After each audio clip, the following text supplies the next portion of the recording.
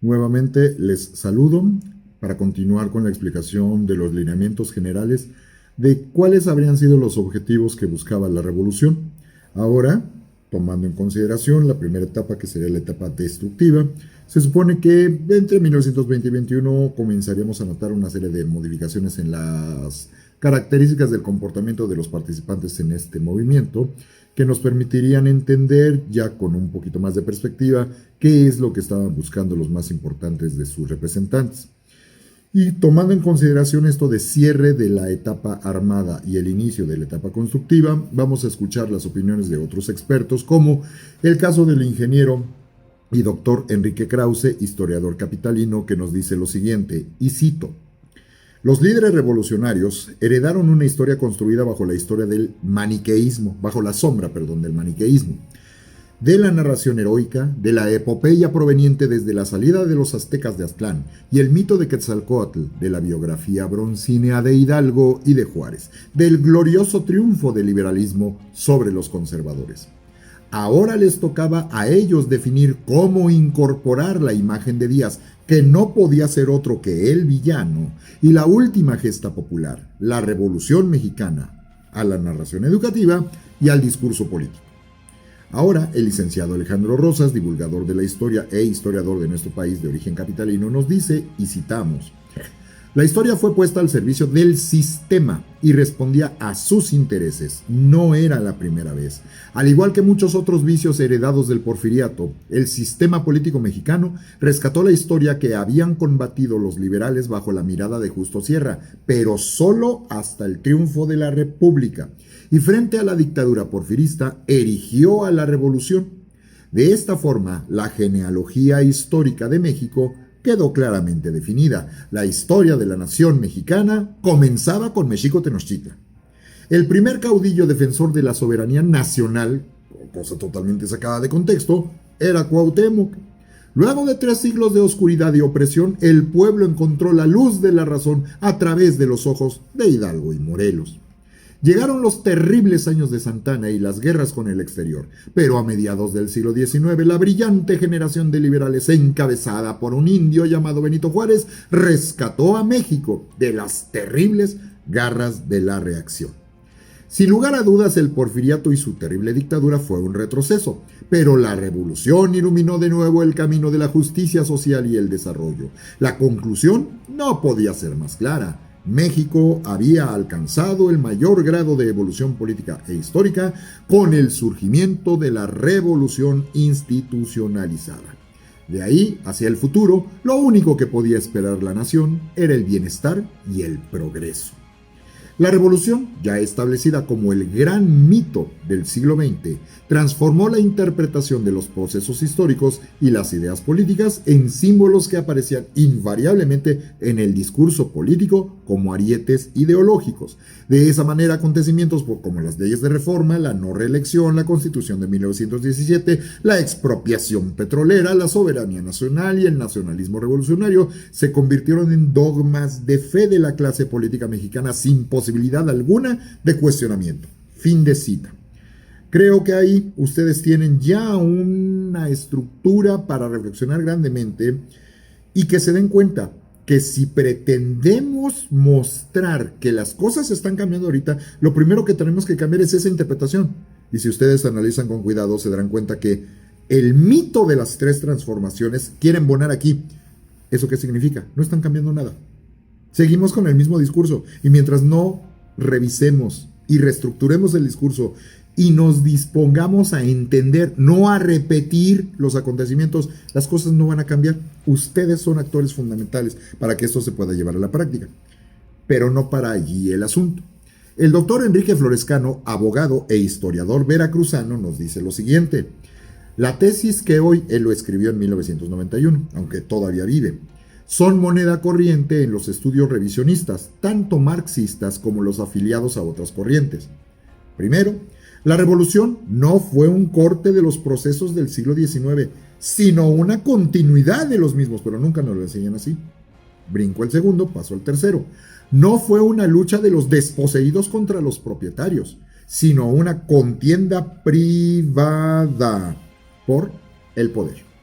Y cuarto, el nacionalismo, más que unificar las divergencias que dividían a la nación y forjarle a esta una identidad, fue un instrumento ideológico manipulado por el gobierno contra sus enemigos y las presiones del exterior. Fin de cita del doctor Flores Cano. Ahora me apoyo en un historiador estadounidense, el doctor John Womack, especialista particularmente en el caso de Pancho Villa y Emiliano Zapata, que nos dice lo siguiente: la revolución había sido en el gobierno. No había nada que fuese históricamente definitivo en sus principales resultados económicos y sociales. Existían las mismas grandes compañías de antes, más unas cuantas nuevas, que dependían más que nunca de los mercados y bancos norteamericanos. Una población que la guerra, la emigración y la gripe habían reducido de 15 millones a unos 14.7 millones de personas. Una deuda exterior de alrededor de 1,000 millones de pesos, a los que había que sumar más de 300 millones de pesos en concepto de intereses vencidos. Un superávit en los ingresos que ascendía a 3 millones de pesos para el año. Un ejército de casi 100,000 hombres que se llevaba el 62% del presupuesto. Confederaciones nacionales de comerciantes y fabricantes, una confederación nacional del trabajo reñida con los sindicatos ferroviarios del país y los nuevos movimientos sindicalistas, y un campesinado sin tierra que seguía siendo numeroso y exigiendo sus propias tierras. El nuevo Estado, por lo tanto, haría las veces de partido burgués de la nación. Su función anunciaba su programa: una larga serie de reformas desde arriba para evadir, dividir, disminuir y constreñir las amenazas que se cerrían sobre la soberanía y el capitalismo mexicanos, procedentes del extranjero y de abajo. No como nos suelen decir, que fue de abajo para arriba y que el pueblo es el que habló. No es cierto. Los sonorenses se describían a sí mismos como los californianos de México, que deseaban convertir a su país en otra California. Entiendan que California es de las regiones más ricas de todo el mundo y ya ha sido vista desde mucho tiempo, por eso es tan ambicionada. Fin de cita del doctor Womack. Ahora tenemos a dos especialistas matemáticos que nos explicaron hace 20 años cómo funcionaba el sistema político mexicano con base en análisis estadístico, no en lo que creen, no en lo que piensan. Las estadísticas que nos dicen de cómo se formaron las redes y los grupos de poder en México. Jorge Gil y Samuel Schmidt, investigadores mexicanos, nos dicen lo siguiente al respecto.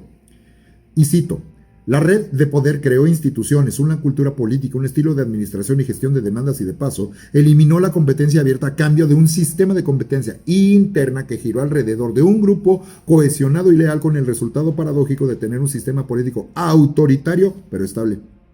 Y lo que quieren es recuperar la estabilidad. La pertenencia al sistema dependía de distintos tipos de interacciones, siendo la participación en la revolución uno de los factores fundamentales para explicar la cohesión inicial del centro de la red. ¿En qué momento de la revolución entraste? ¿Con quién entraste? ¿Con quién estuviste? ¿O a quién dirigiste? Si no participaste en la revolución, pasas al segundo plano. Posteriormente, la red se amplía a través de coincidencias en las aulas, ya sea en la preparatoria, en los estudios universitarios, relaciones familiares, de negocios, de amistad, militancia política en movimientos y partidos políticos, en la burocracia federal, estudios en el extranjero y otros. Esa es la siguiente generación. A partir específicamente de 1946, con la llegada del llamado cachorro de la revolución, es decir, a él ya no le tocó participar por cuestiones de edad, pero era hijo de un general y tenía toda la red extendida, y de ahí su propia subred trae a Adolfo Ruiz Cortines. El primero es el caso de Miguel Alemán, después Adolfo Ruiz Cortines, que fue su secretario de Gobernación, que a su vez había participado indirectamente, pero muy honradamente, en la revolución, que a su vez se relaciona con otro personaje que estuvo ya en el círculo del poder, en la burocracia y en las aulas, que va a ser el caso de Adolfo López Mateos, quien a su vez se trae a la generación de los siguientes 4 presidentes. A eso es a lo que se refiere lo de la red política como tal. Nuevamente retomamos al doctor Macario Schettino, que reitero, él lo ve inicialmente desde la perspectiva de la economía y con pensamiento de ingeniero, porque originalmente es ingeniero químico, pero que se convirtió en analista político e historiador, en este caso de origen veracruzano. Y él nos dice, y cito: en el camino se quedan las otras posibilidades del proceso armado: la reforma liberal de Madero, la restauración conservadora de Carranza, la propuesta comunitaria de Zapata y la populista de Villa. Las dos primeras con visión nacional, las dos segundas más bien utópicas y regionales. Y si hubiese que forzar a los sonorenses entre ellas, sería posible ubicarlos entre las dos primeras. Un grupo muy particular de individuos, sonorenses todos, constituidos como el grupo en la Revolución de 1913, clase medieros, pequeños empresarios o funcionarios en su inicio, emprendedores, creadores de instituciones. Los sonorenses eran pequeños agricultores, funcionarios menores, maestros de escuela, en una región muy alejada de la capital del país y más vinculada con Estados Unidos que con el resto de México. Hombres de frontera no ven bien la forma de ser de los campesinos del centro del país y les choca su sometimiento, su religiosidad y su proclividad a la bebida. De esta forma se comienza a constituir este grupo que es el que va a marcar el camino de cómo va a ser la política en el futuro. Y aquí, en esta imagen fotográfica de una comida del grupo norteño, del grupo sonorense, tenemos al frente a cuatro personajes fundamentales. Este, que es Álvaro Obregón, ven que aquí ya está manco.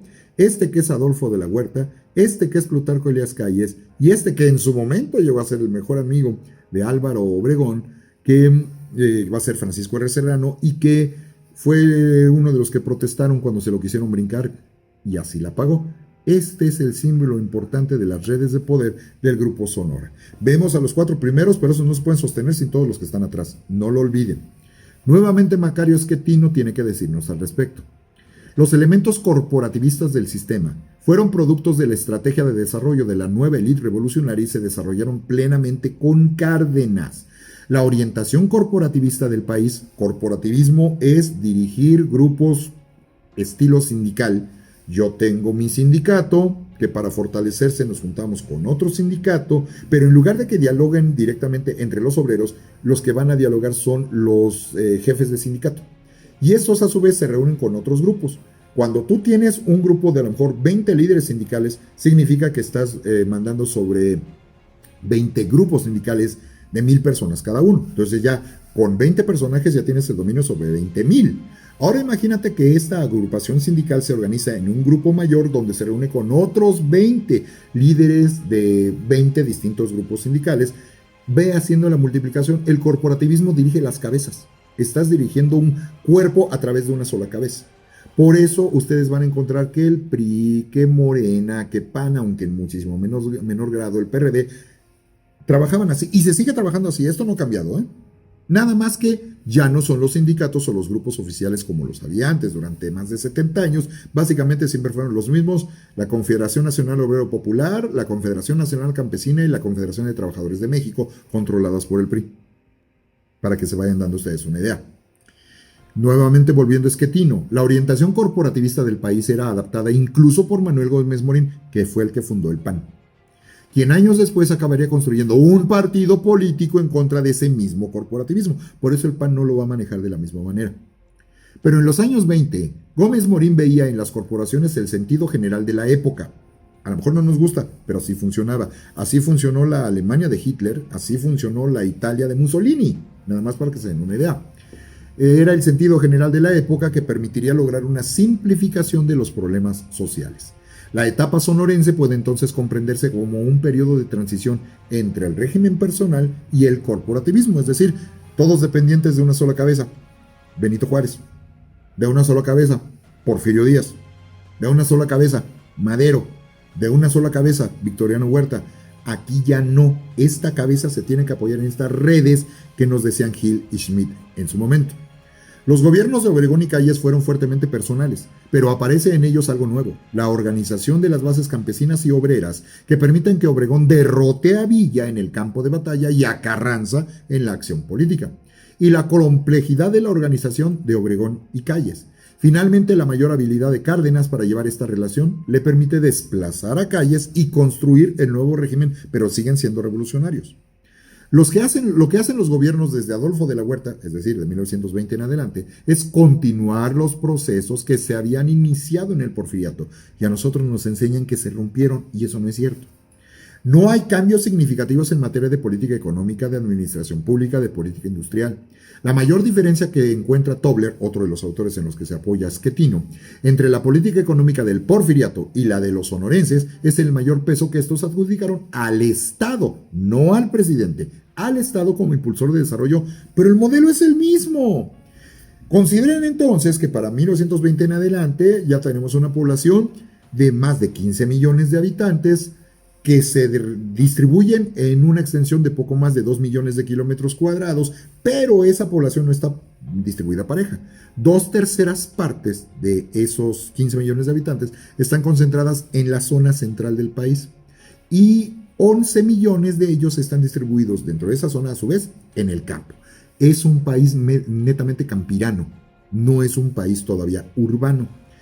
Ya había disminuido el analfabetismo para 1920, pero no hasta donde debería. El índice de analfabetismo, es decir, los que no sabían leer ni escribir, era el 64.27% de la población.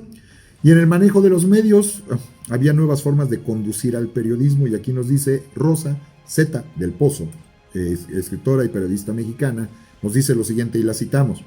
Como formas sofisticadas de tapar la boca a la prensa, se han citado frecuentemente la compra de espacios por parte del gobierno, los suministros de papel que compra el Estado, los pagos de viajes a periodistas en giras presidenciales, las subvenciones, es decir, te pago tus gastos, las subvenciones encubiertas a través de la publicidad estatal y hasta la entrega de sobres particulares con dinero dentro de la mejor línea del fondo de reptiles.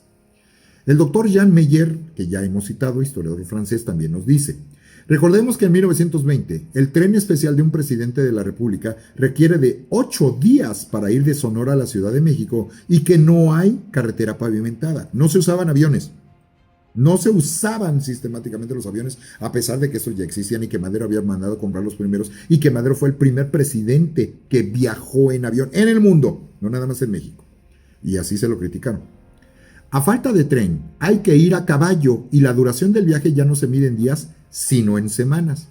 El siglo XIX heredó en buena medida las tesis educativas del liberalismo y el positivismo decimonónicos, aunque las reinterpretó con arreglo a las inflexiones y exigencias propias de la cultura posrevolucionaria. Si nos dijeran eso, no hay problema, pero nos lo quieren pensar como que, presentar como si hubiera sido un cambio radical, y esto no fue así, esto no es cierto.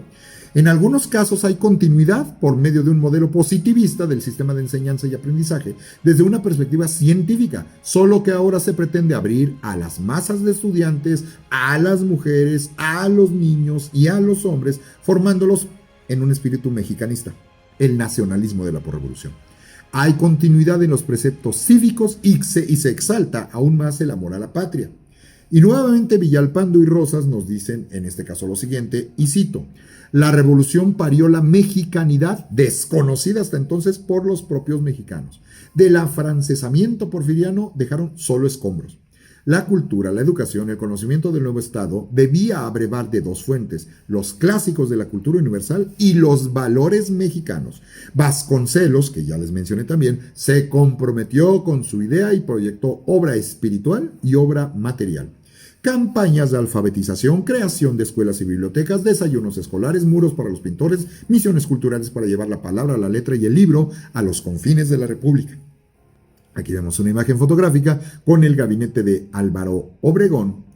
Y quiero que escuchen nada más el inicio de este segmento documental, que nos interpreta de los labios y del pensamiento de un muy respetado y muy conocido escritor mexicano, novelista, analista, periodista, que fue Carlos Fuentes, y que nos da su diagnóstico de lo que habría pasado con la revolución. Quiero que lo escuchen con cuidado, porque les pido que me recuerden, que les explique en qué parte no sería tan pertinente lo que este señor, por muy que sea un consagrado de las letras, y yo no me voy a poner en contra de ello, mis respetos para el señor, pero si va a hablar de historia primero tiene que estudiar, y él no lo hacía, emitía opiniones, no análisis. Escuchen con atención lo que nos dice Carlos Fuentes.